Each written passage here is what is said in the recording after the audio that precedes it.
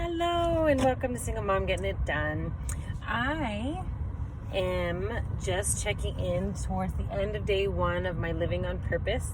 Obviously, it isn't like the first day that I've been aware and conscious of decisions and all, but it was my first day that I was really making an effort to decide what I was going to do at different times. And it was interesting because I had previously downloaded this app called 75 Hard. And basically what the premise of the app is trying to get you to do things that are maybe outside of your comfort zone for 75 days. And it's to fight all the demons in your head and to get, to get control over, it's dark time. Get control over how your head speaks to yourself, basically, and your choices and stuff.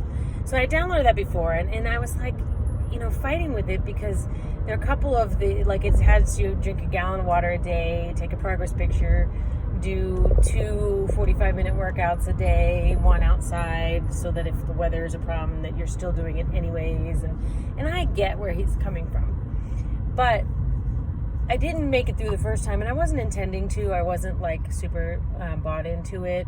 It was more hoping to get kind of my mindset back. And it didn't work that way. And even in the app, it makes me crazy because it says, did you fail?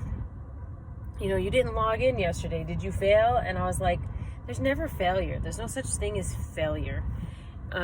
What I learned and took from my experience was what I needed and wanted to learn from the experience. So I don't like that word failure. And the whole macho, super tough attitude. But I downloaded it I opened it back up today and I started to do the things because a lot of what I want to do is on there anyways. And then I was halfway through. I went for a second walk of the day today. I went for a walk for about a little over an hour this afternoon. And then my phone was dying, my headphones were dying, and I'm like, I want to have music on. I was thirsty, so I went back home, got some water, and I sat down and got a couple other things done. And then I was going to go back out and finish my other half hour and to make my second workout. And then I said to myself, I started on my walk. I got about 10 minutes in. It was cold and it was getting dark. And I was like, what am I doing? This is exactly what I was talking about with the living on purpose.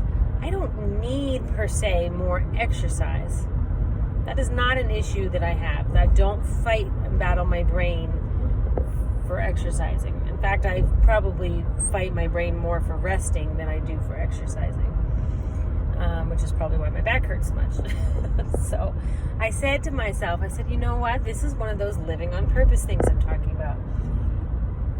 Are these the specific goals that I am wanting to reach? And I said, no, it's not.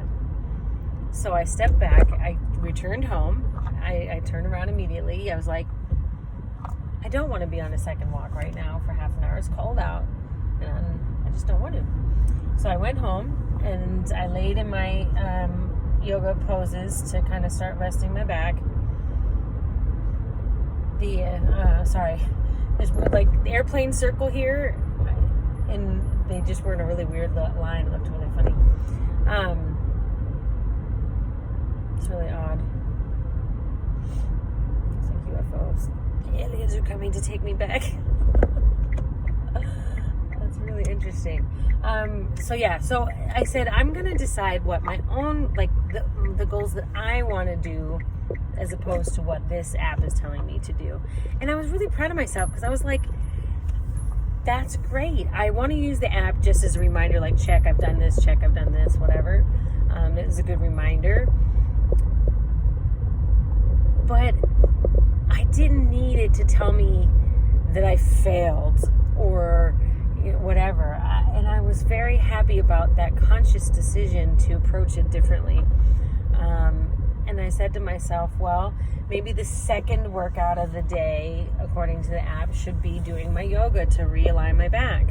Because my back is hurting and I haven't been being conscious enough, present enough to give it the rest and the positioning. Like the yoga I do, it decompresses the spine. which is what I'm needing right now. My body is wanting and desiring is that decompression, because I push it hard at the gym. So I was like, that can be my second workout of the day. And I was so happy that was how I approached it, because that's exactly my point with the living on purpose. So yeah, it was a good day one. I've had two of my juices and one smoothie and a handful of almonds. The almonds, the recipe that I follow calls for almonds in the smoothie, but I don't like it in the smoothie, so I just take them separate, which probably goes against the whatever. But again, living on purpose. I think it'll help me get through doing this longer if I can eat something. So I'm going to take my avocado and my almonds and I eat them as opposed to drink them, which, whatever, I'm still eating the same delicious, wonderful nutrients, but not in the form that they're called. But it's okay, because I can make those decisions for myself. And that's what I think that I had gotten away from, and what I really wanted to get back to was checking in with myself, checking in with my body, and asking it what it needs and desires. I feel amazing, even though I've only had juice and a smoothie today. I feel really good, and I'm very happy that I have been present and have chosen that path. So I'm hoping that continues from days forward. I'm sure there'll be days when I forget to check in with myself. I also slept with my phone on airplane mode. That was one that I was going to try to turn it off altogether, but I sleep with this really nice meditation, or I go to sleep with a meditation. And so sometimes I forget to get up and turn it off after, because usually I fall asleep during it. But yeah, so it's been a good day one of full, like, consciously being aware and present, and I look forward to day two. So I hope you guys are having a good night and a good first day of the new year. Talk soon.